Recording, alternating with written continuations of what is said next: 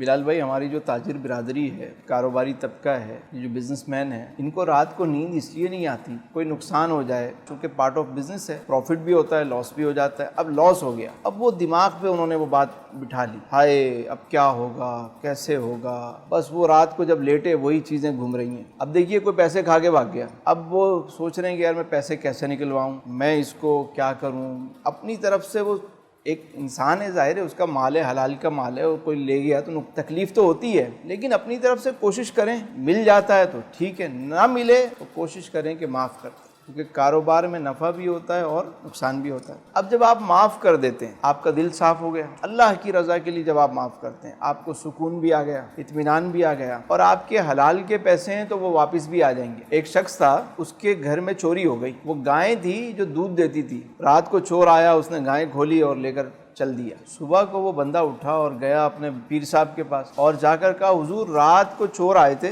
وہ تو گھر کی گائیں اٹھا کے لے گئے، ہمارے پاس تو کوئی اور شے ہے نہیں، آپ کوئی دعا کر دیں، کوئی تعویذ دے دیں، گائیں واپس آ جائے، آپ اللہ والے ہیں، کچھ کریں۔ تو بابا جی مسکرائے، بابا نے کہا کہ پتر ایک کم کر، انہوں معاف کر دے، اس کو معاف کر۔ اس نے کہا، حضور میں تو اس لیے آیا تھا کہ آپ اللہ والے ہیں، آپ دعا کریں گے، آپ کوئی وظیفہ بتائیں گے، آپ کوئی تعویذ ایسا دیں گے کہ وہ میرا مسئلہ حل ہوگا، الٹا آپ کہہ رہے ہیں کہ معاف کر دوں۔ کہا ہاں پتر معاف کر۔ کہنے بابا جی ہوں تسی کہہ رہے ہو تو چلو میں معاف کیتا۔ بابا جی نے سر جھکایا، تھوڑی دیر سوچتے رہے، پھر فرمانے لگے نہیں، دل سے معاف کر، تو حالی بھی دل تو معاف نہیں کیتا۔ اس نے کہا بابا جی ہے تے بڑا اوکھا کام، پر میں دل سے معاف کرتا ہوں جی، آپ کہہ رہے ہیں تو میں دل سے معاف کرتا ہوں۔ بابا نے کہا جا، اللہ خیر کرے گا۔ وہ آیا، رات کو سویا، صبح کیا دیکھتا ہے کہ گائیں واپس بما کھونٹا جو ہوتا ہے اس کھونٹے کے ساتھ ہی واپس آئی ہوئی۔ اب اس نے دیکھا کہ یار گائیں آ گئی اور رات کو تو میں نے معاف کر دیا تھا، اب یہ میری ہے تو نہیں۔ بابا جی نے کہا معاف کرو، میں نے معاف کر دیا، اب میں اس کا کیا کروں۔ واپس گیا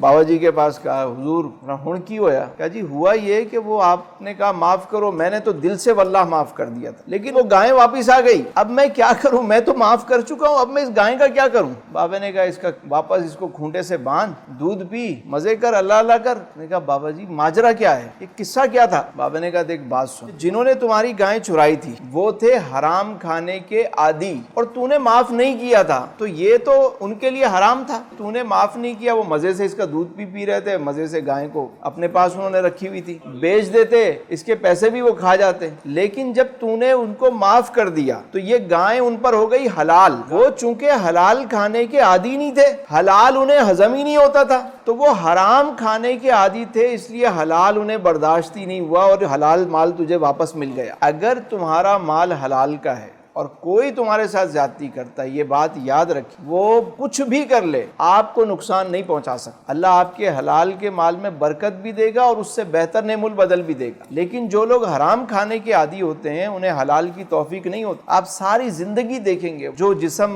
حرام کھا کے پرورش پاتا ہے، پلتا ہے، بڑھتا ہے، اس سے آپ کیسے خیر کی توقع رکھیں گے؟ پھر ان کی اولاد ان کے ساتھ جو حشر کرتی ہے، کیونکہ وہ بھی حرام کے لقمے کھا کے جوان ہوئی ہے، تو یہ مکافات عمل نسل در نسل منتقل ہوتا رہتا ہے۔ اس لیے کاروباری حضرات کو چاہیے کہ وہ ہمیشہ ایک تو لقمہ حلال بھی کھائیں، اور کبھی نقصان ہو جائے معاف کر دیں، اپنا دل صاف کریں، آپ دیکھیں آپ کو چیزیں واپس ملنا شروع ہو جائیں گی۔